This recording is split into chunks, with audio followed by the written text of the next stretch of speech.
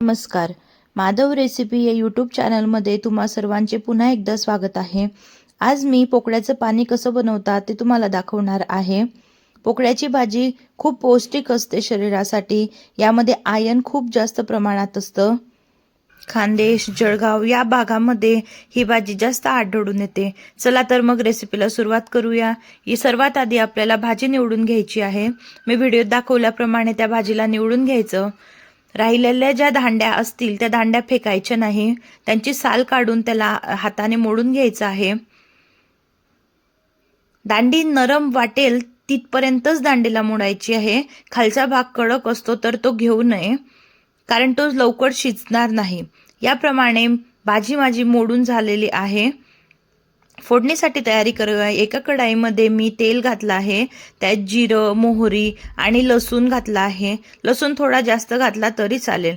मिरची चवीप्रमाणे या ठिकाणी घातलेली आहे. अर्धा टोमॅटो बारीक चिरून घेतलेला आहे. टोमॅटोला 1 ते 2 मिनिटसाठी परतवायचा आहे. टोमॅटो तुम्ही यात स्किप सुद्धा करू शकतात.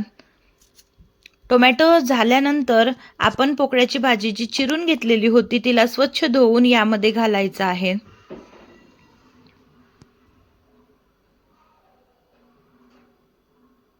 पोकळ्याची जी पानं असतात ती लवकर कोमजली जातात, पण ज्या दांड्या असतात ना त्यांना थोडा वेळ लागतो. त्यामुळे 2 ते 3 मिनिटासाठी ते परतवून घ्यायचे. लगेच होते, ती कोवडी असते, खूप जास्त वेळ लागत नाही. आता तुम्ही बघू शकता भाजी बऱ्यापैकी कोमजली गेलेली आहे. आता मी यामध्ये गरम पाणी घालून घेणार आहे. पाण्याची कन्सिस्टन्सी कमी जास्त तुम्ही करू शकता. आता थोडी हळद आणि मीठ चवीप्रमाणे घालून घ्यायचं आहे आणि 2 ते 3 उकड या पाण्याला घालून घ्यायची आपल्याला.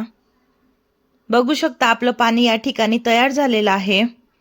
हे पाणी खूप जास्त पौष्टिक असतं. तुम्ही पोळी सोबत किंवा भाकरी सोबत हे खाऊ शकतात.